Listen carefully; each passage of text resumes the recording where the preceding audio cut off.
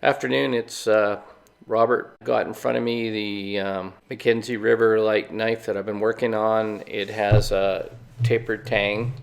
The blank was cut out of 5/32 or stainless AEBL steel. You can see I've got the grind mark down the middle there, and that I use that to help me taper the tang. In this case, it's a 12.5 inch knife overall length, and with the walnut and the tapered tang, this knife is going to be very easy to carry in the bush, and it's just a great knife.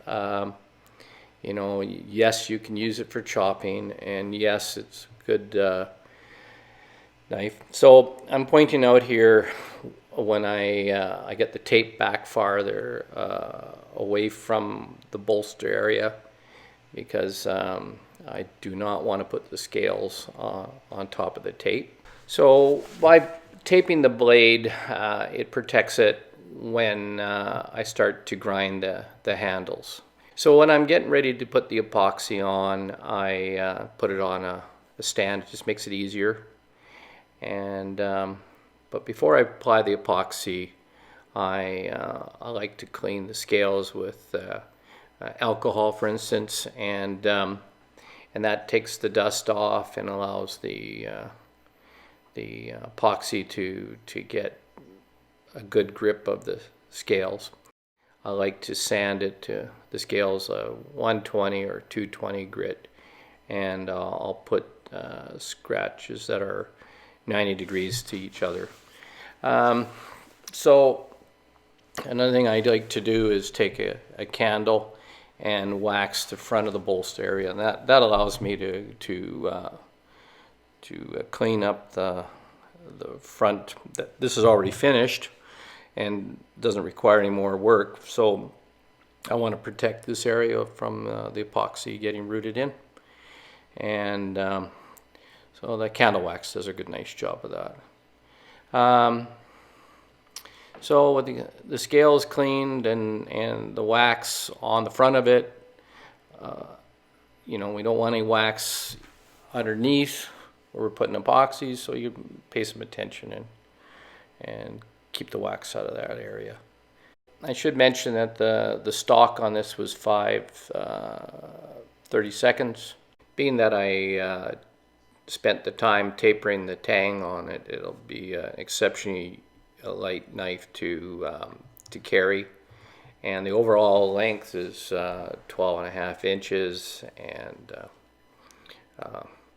be a really nice knife in the wilderness. So I use a two-part epoxy, and I pre-warmed it, and one is 50% of the other, and I use a little mixing dish, and it doesn't have to be exact. Sometimes I use a 15-minute epoxy, and things get a little crazy when you're assembling a knife, especially if it's hot out. This epoxy is what I'm using here, G2, and I've got a really nice long working time. I can take my time, and if I have to, go get something I forgot. So I'm getting my pins all ready, and they've already been pre-buffed and cleaned up, and I do not spare the epoxy when I'm putting these together. So a quick check to make sure everything's going to line up, and I've got the tape back far enough, and so I'll fill up that groove that I used when I tapered the tang.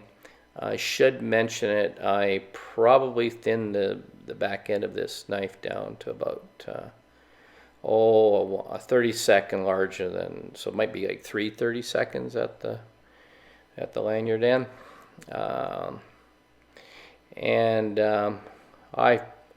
I do not spare, and I don't worry about if I've got an even in too badly here, because this epoxy is very runny, and it'll migrate out if there's too much under the scales.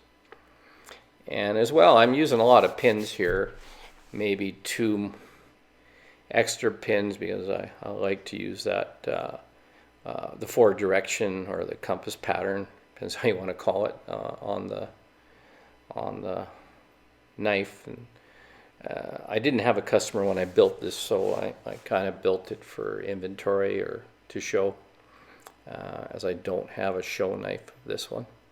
So I'm getting ready to put the pin in. I'll put a starter pin just so I can line things up, and it's a good idea to do that because sometimes when you get the epoxy on, it's pretty hard to tell. So I got the one down, put another locator pin in, and do not spare the epoxy on your pins. Okay, gloves are a necessity when you're doing this work.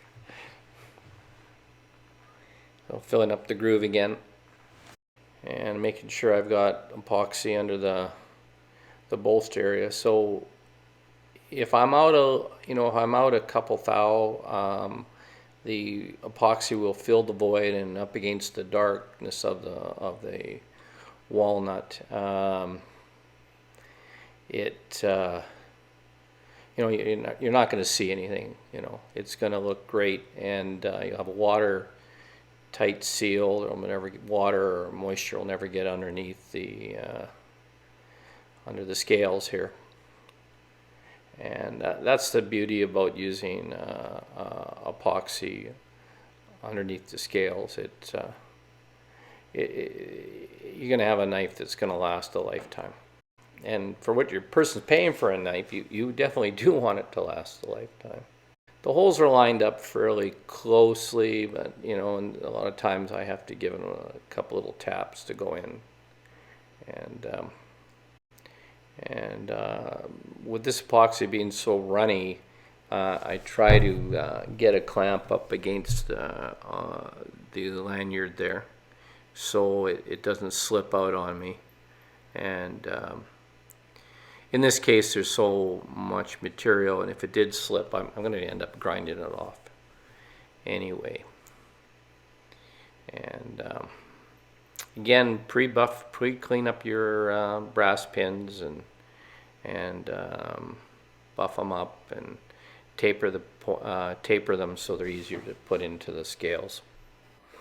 So now that I've got just about got all the pins in, I'm thinking ahead that I've got to get my clamp and squish out any excess epoxy in there.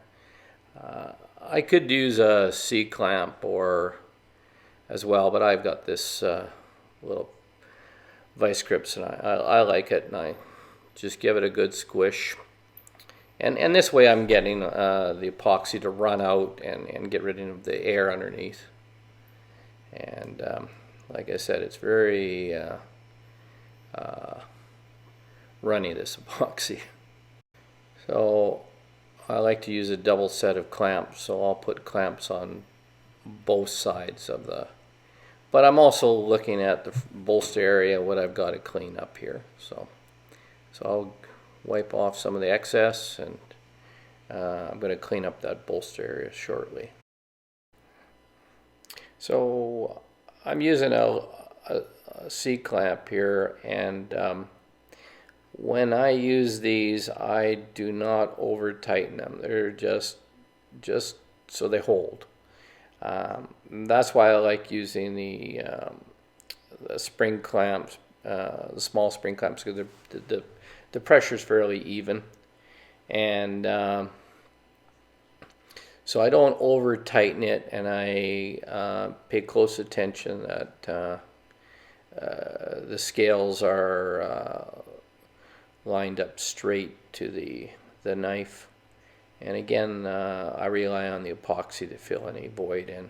And in this case, it was very accurate on the grinds, and I used this machinist square when I did it, and everything lined up really nicely. So you can see I'm not overly tightening.